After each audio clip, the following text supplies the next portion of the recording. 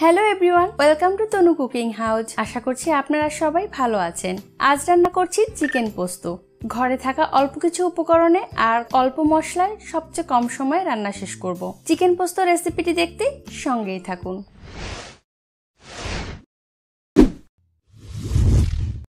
আজকে চিকেন পোস্ত রান্না করার জন্য আমি এখানে চিকেন নিয়েছি 1 কেজি আর এটা খুব ভালো করে ধুয়ে নিয়েছি।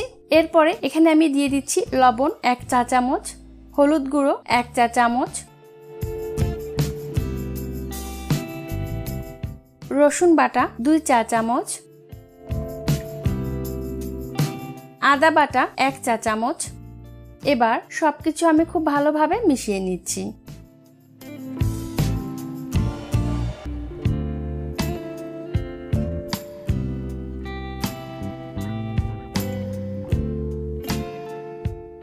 হলুদ, লবণ এবং আদা রসুন মেশানো হলে এর মধ্যে আমি দিয়ে দিচ্ছি সরিষার তেল 1 টেবিল চামচ, দিয়ে দিচ্ছি জল ঝরানো টক দই 4 টেবিল চামচ।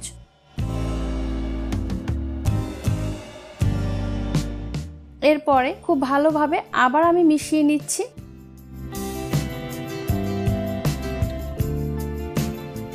চিকেনের গায়ে সব মশলা দই সহ মেশানো হয়ে গেলে এটা ম্যারিনেট করে রেখে দেব 30 মিনিটের জন্য। 1 ঘন্টা রাখলে ভালো হয়। যেহেতু আজকে আমি ঝটপট রান্নাটা শেষ করব, তাই আমি 30 মিনিট ম্যারিনেট করে রেখে দিব। অন্য পাশে আমি একটা পাত্র নিয়ে নিচ্ছি আর এর মধ্যে দিয়ে দিচ্ছি চীনাবাদাম 1 টেবিল চামচ। আপনারা চাইলে চীনাবাদামের পরিবর্তে কাজু বাদাম বা কাঠবাদামও ব্যবহার করতে পারেন। আর সঙ্গে দিয়ে দিচ্ছি পোস্ত দানা 1/2 টেবিল চামচ।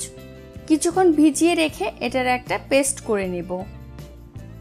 রান্নার জন্য প্যান বসিয়ে দিয়েছি। প্যানটা গরম হলে এর মধ্যে তেল দিয়ে দিচ্ছি আর দিয়ে দিচ্ছি 1/2 টেবিল চামচ জিরার ফোড়ন।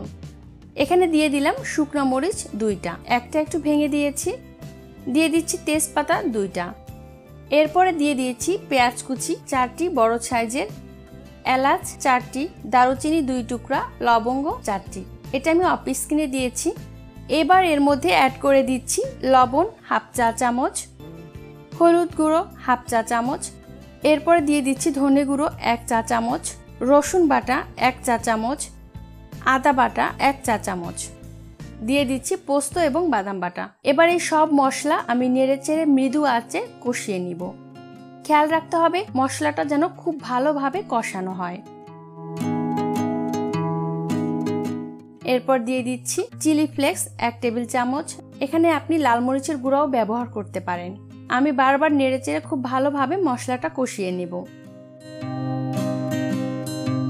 মশলাটা কষানো হয়ে গেছে। এবার আমি মাংস দিয়ে দিচ্ছি। এবার মাংসের সাথে কষানো মশলা খুব ভালোভাবে মিশিয়ে দিতে হবে। এবার এই চিকেন সহ সব মশলা আরো ভালোভাবে কষিয়ে নিব। এর জন্য ঢাকনা দিয়ে দিচ্ছি। মাঝে মাঝে ঢাকনা তুলে একটু নেড়েচেড়ে দিব, আবার ঢেকে রাখবো। ঠিক এইভাবে একটু সময় নিয়ে এটা কষিয়ে নিতে হবে। আমি ঢাকনা তুলে আবার একটু নেড়েচেড়ে দিচ্ছি।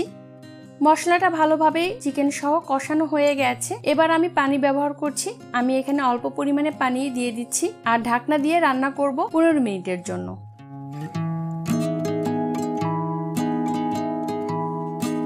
15 মিনিট পরে ঢাকনা তুলে আবার নেড়েচেড়ে দিচ্ছি। এবার আমি আগে থেকে ভেজে রাখা আলুর টুকরো এবং পেঁয়াজ বেরেস্তা দিয়ে দিচ্ছি।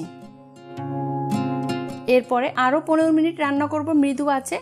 এর মাঝখানে 1-2 বার ঢাকনা তুলে আমি নেড়েচেড়ে দিব। আর সবশেষে দিয়ে দিচ্ছি 1/2 টেবিল চামচ ভাজা জিরের গুঁড়ো এবং 1/2 টেবিল চামচ দারুচিনির গুঁড়ো। এরপরে নেড়েচেড়ে আমি আরেকটু সময় রাখবো। রান্না হয়ে গেছে। এবার আমি ঝটপট নামিয়ে পরিবেশন করছি চিকেন পোস্ত। আশা করি চিকেন পোস্তর এই দারুণ রেসিপিটি আপনাদের ভালো লেগেছে এবং বাসায় একবার হলেও ট্রাই করবেন। আর যদি ভালো লেগে থাকে লাইক, কমেন্ট, শেয়ার করে তনু কুকিং হাউসের সঙ্গেই থাকুন। দেখতে থাকুন নতুন নতুন রেসিপি। আবার আসবো নতুন কোনো রেসিপি নিয়ে। সবাই ভালো থাকুন, সুস্থ থাকুন। শুভকামনা জানিয়ে বিদায় নিচ্ছি। বাই।